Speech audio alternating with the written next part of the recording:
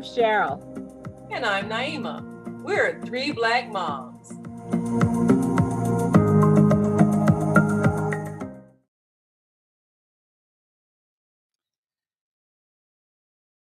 Bill Cosby. There was a time that name meant fatherhood. But then a court case arose, and that name took on a different meaning. R. Kelly. I believe I can fly.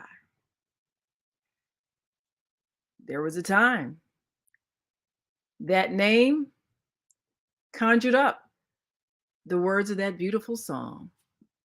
But then a court case arose, and that name now has quite an ugly connotation following it. Michael Jackson, a musical genius, one whose music marks the memories of our times. That name was one that brought back so many memories. But then a court case arose. And then suddenly that name was tied to some behaviors that people found reprehensible. Were the accusations true? Well, often when one is accused of something like sexual assault, the accusation itself can change our opinion of that person. And if the courts happen to find that person guilty, it's as if their lives can never be redeemed. They can never return to that high status, that adoration, that trust that we had. Is it right? Is sexual assault something that is simply irredeemable? And if the person says this didn't happen, should we give them the benefit of the doubt? Well, this is a hard situation because this touches the heart. And when we love the people who face such an accusation, sometimes it's difficult to know how we should respond.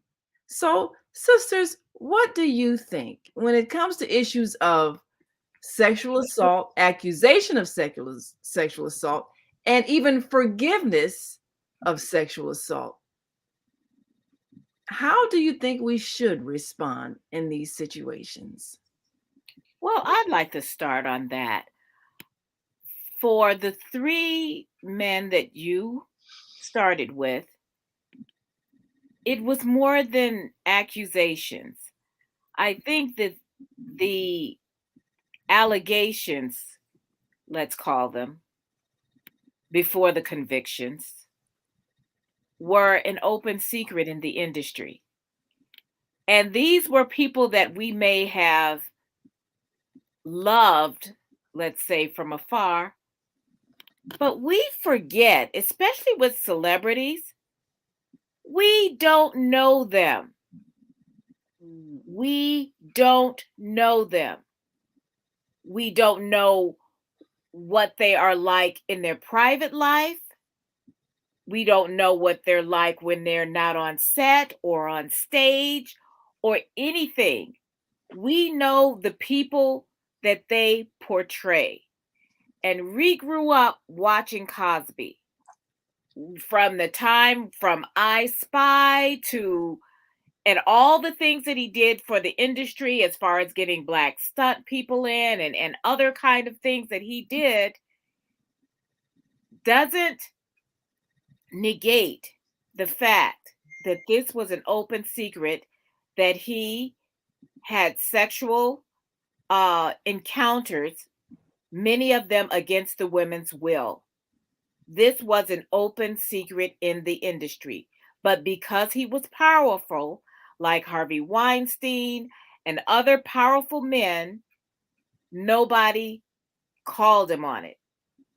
And we didn't know them. So it was a shock to the general public that America's Dad had these things. And as a Black community, we reflexively will go to shield our heroes. Michael Jackson, we grew up with the Jackson 5. And even though he was never found guilty, there was behavior that was inappropriate at the very least. And that took a long time for me to come to grips with that, because there was accusations and then denials and payoffs and this and that, settlements, let's say, instead of payoffs.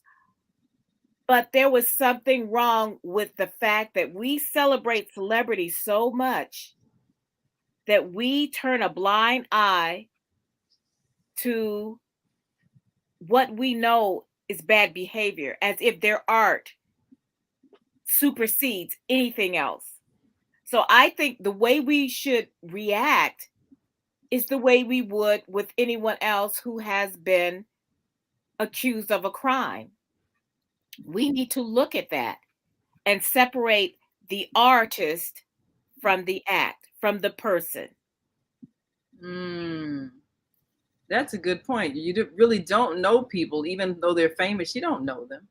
And everybody has some private life that other people don't know about. But like you say, a lot of people in the industry, they knew of these things. And when someone becomes wealthy and famous and powerful, a lot of times they get a pass simply because a lot of people would like a piece of their money, and they figure, well, I never know when I might want to have to go to them for a favor, so I'll just be quiet. And so that happens a lot as well. A lot of that across the board is a lowering of standards.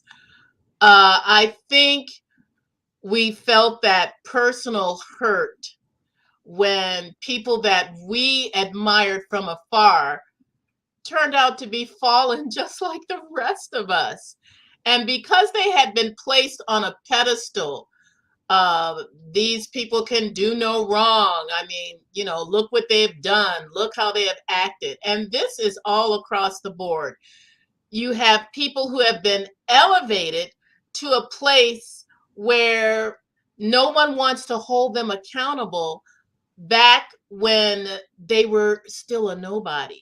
I mean, I remember when I Spy came out, and I remember when they had the little intro, and they had Robert Colt come in, waving his gun, and then Bill Cosby came in, and Daddy said, a black one, and that was like, there was like this thing where you were so proud to see a black face on the screen in a role where the person is not a servant or a doormat or a dumbbell, somebody of quality, that immediately he was raised to this elevation of respect, and yes, So when a person is separated from their on-screen behavior to their real life behavior, something in you doesn't want to accept that they are not that wonderful character that they have played. And a lot of it is he had no accountability. I mean, when you go and I have not yet seen the documentary, and I think it hurts you even more when you see the split personality. And I don't want this just to be about Bill Cosby and his failings, because you have failings in a lot of places. You have failings in the religious community. You have people that we have looked up to, and they have used their position to subdue and oppress others. And they are going to answer for that. Now, the question about whether certain sinful behaviors can be redeemed, anything can be redeemed if the person is repentant. And if they're not, oh well. But I think just on the human level of dealing with someone who has broken your heart because you thought they were so wonderful, and then you found out they weren't, you are going to have to grapple with that in your own self, with your own spirit. Like, what kind of person was this really? Yes, they did these great works. Yes, they contributed to the Black community and the up, you know, the best Uplifting. parts. Yeah, for the African American community in general. But I think that there were issues where you could have seen each person's real character by the way they treated others in their private lives. And in certain ways, they demonstrated that there was a little bit of underlying evil in a person by the way that they talked down to someone else, by the way that they treated their fellow man or fellow woman on or off the set, where a person had become so imbued with their own power and their own perfectness in terms of how they appeared that they just deceived themselves. They didn't recognize that they were a sinner like the rest of us, that they had feelings like the rest of us, that they could be called under the carpet like the rest of us.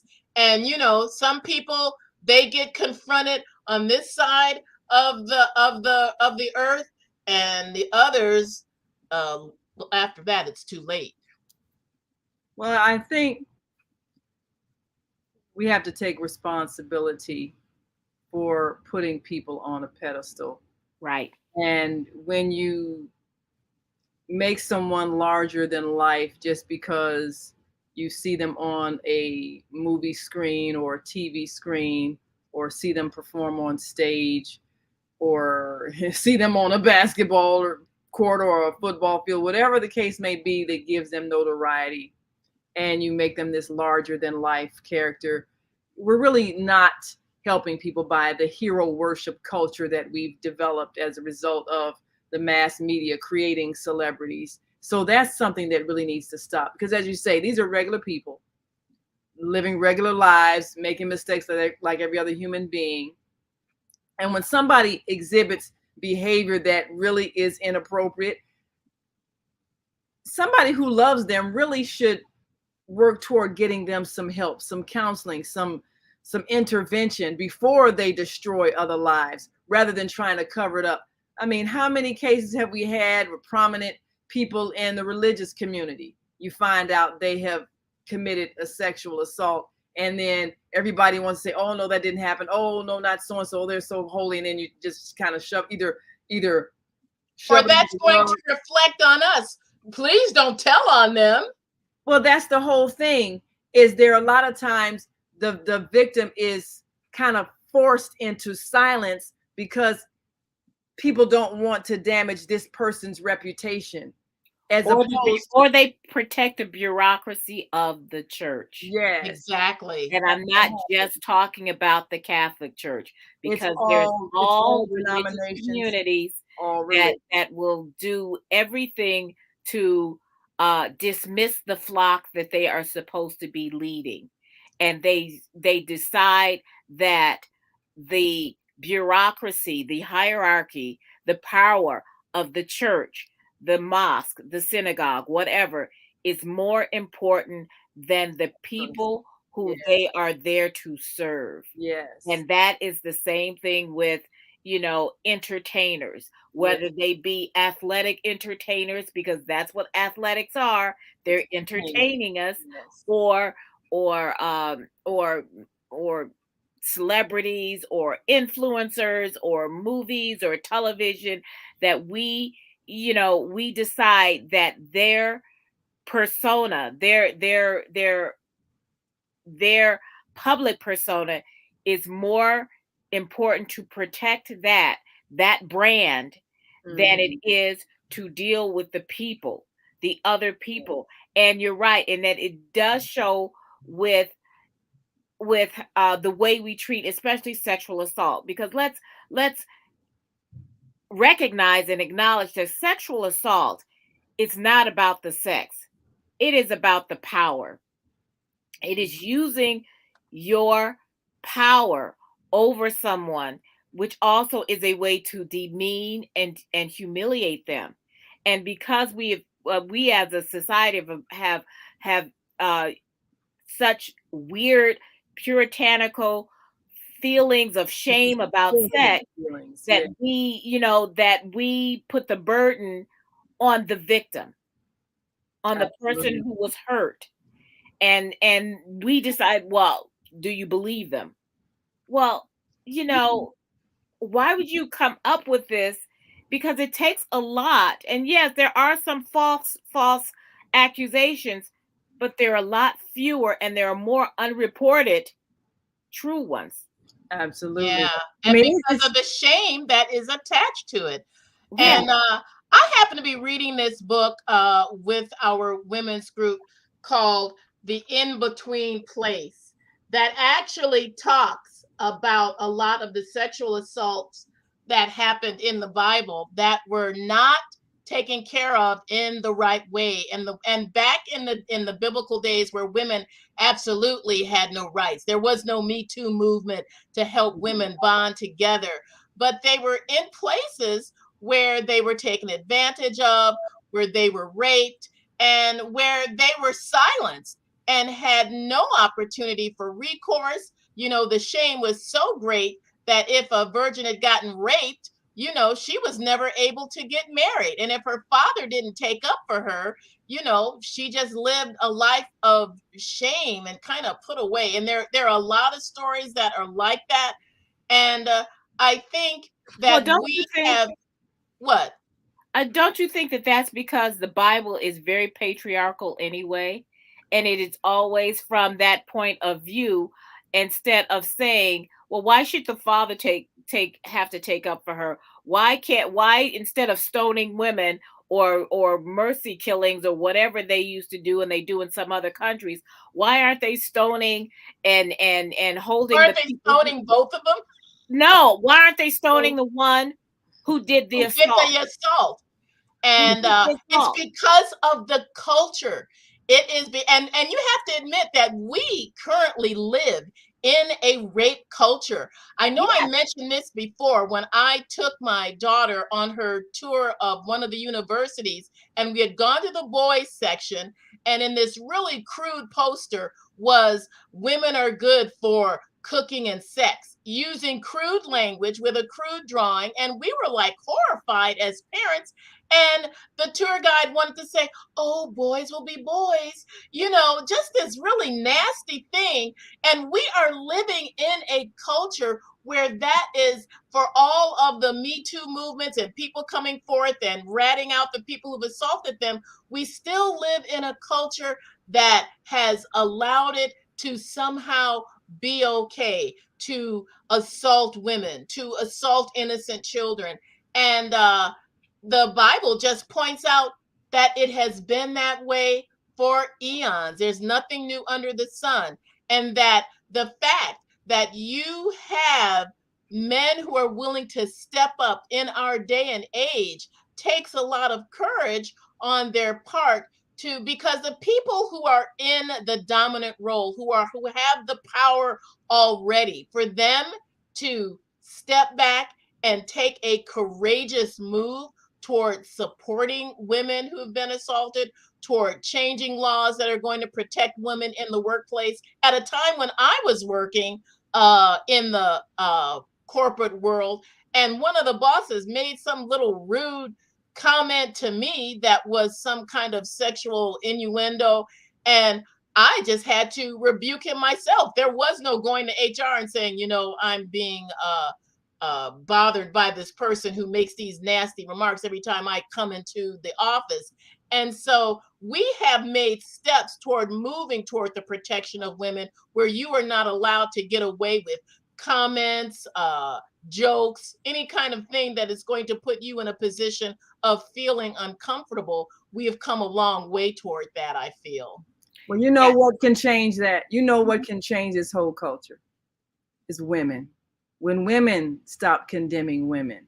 Because in Yes. order for that to have lasted as long as it lasted, women had to have been in support of it. It's just been within the last few decades that we actually use the word assault when dealing with sexual assault. So how long did it take for it to be recognized that this is assault? It's not, oh, she had sex. Was it consensual? Or maybe did she just kind of say no and really mean yes? It took how long for us to get to the point of no means no. This was an assault. It doesn't matter whether or not she was a virgin or any of that. If her body was violated, it's a violation. It's a crime. It took It's a women crime. time to get It's to a the crime. of saying that and Yes. enforcing that. So it's we who must respect women enough not to ask questions like, well, what was she wearing? Or how come she was drinking? Why was she out late? It's our responsibility to change the thinking by the way Well, we respond to assault and naming it for what it is. Now, is it redeemable? Can a person be redeemed? Like you say, they have to understand that they committed a crime and have some remorse about it. Because if there's no remorse, if there is still an attitude of, well, they knew what they were getting into when they came to my room or whatever, whatever the excuse is, that means there's not an understanding. There's not a respect for a woman's body. This is her temple, just like your body is your temple. Everybody's body is their temple. My soul lives in here. You violated my soul because you violated the house of my soul. And if you don't get that point, then you can't be redeemed. You can't be trusted. You can't be forgiven. You can't be allowed to be among people because you don't get it, that you don't assault people. So women have to teach that to their sons and daughters, that everybody's body is worthy of respect. And you don't touch somebody who says, don't touch my body, period. And that's the thing. Be even more than they teach their daughters, because I have a daughter, and my daughter was the last one to go to college. And I made her watch The Hunting Ground, the documentary called The Hunting Ground, before she set foot on campus. They all had to take on orientation. They all had to take a course on consent and sexual assault. And they talk about the things to look for, like if you go to a party and they have the punch bowl and that's just for the girls, things like that. Ooh. And all kinds of stuff. And like I said, mine was the last one. So, I had my girls take self-defense courses. She also took self-defense. And it was funny because where Sarah went to school, you think, oh, it's this big Midwestern campus. Everybody's really friendly. Go K-State, But I asked her about it and she said every girl there carried pepper spray. Everyone there. And I've talked and because, I teach in college and I talk to my women, I says, okay, how many women, when you go, when you go out, you have to check where your keys are, or you never leave with yourself, by yourself. All the women's hands go up. None of the men have to think about this. We have to change the culture and not, like you say, teach our sons and our daughters. Teach our sons not to rape. Right. And believe it. And men are victims of rape as well. Yes, they are. It's a whole idea. Because it's about power. It is about power and humiliation. It's not about sexual desire. And this is why it took so long for us to get to this point of realization. Because number one, the shame, that the twisted way we've been taught about sexuality, attaching shame to the act itself and judgment to the act itself, and then not being able to differentiate between someone's sexual intimacy and someone's being physically assaulted, and not being able to distinguish the two because of our twisted ideas about sex. It took us so long to get to this point of teaching respect for the body of another human being. And that's where we have to enforce for men and women that your body is sacred. No one has a right to touch it without your permission, your consent, and even comment on it. Or comment on it. And sexual assault. People still make rude comments when you walk down the street at a construction site. I remember the young woman crossing the street, so I did not have to hear all the cat calls and the comments. See, that's the one good thing about being older, though. They don't do that anymore. Yeah, they do. For the most part, never give up. I consider myself invisible, or maybe it's just because when I'm walking down the street, I'm focused and I'm not paying any attention to anybody. But nobody's catcalling me anymore, and I don't mind. It's kind of nice when you're in your 60s and when you become invisible a little bit, and that's cool. I can deal with that because that's not a compliment. That is a way Yeah. of dehumanizing and humiliating. It And is. it's really about the other men in the group because men usually do not catcall when they're by themselves. No, but they want to see your response or They whatever. want to see your response, and it's about the other people in the group. Yeah. So even that has to be taught. What is appropriate behavior? What is insulting? What is disrespectful? I never responded well to, hey, baby. And if Really? well, I got responses, but we won't talk about it. But it's important for us to teach respect and to teach honesty. If someone has done something heinous, rather than try to blame the victim or besmirch the victim, admit that you got a problem because you don't understand boundaries and you need to go and learn. And until you do, we can't trust you to be out in public. And that's just how it is. Around decent folk. Well, we got to go. But we definitely want to remind you all to follow us on Facebook and like our YouTube channel, 3 Black Moms. Join us every week. We are live at 5 p.m. Central, 6 p.m. Eastern. And feel free to go to our pages and leave your comments about today's show and look at our shows in the archives. So until next time, I'm Naima. I'm sure. I'm Barbara. We are 3 Black moms.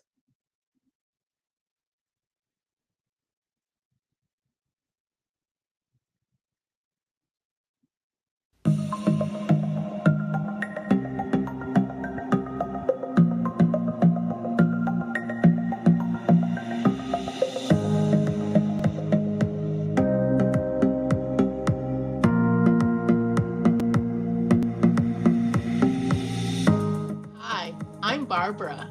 I'm Cheryl. And I'm Naima. We're 3 Black moms.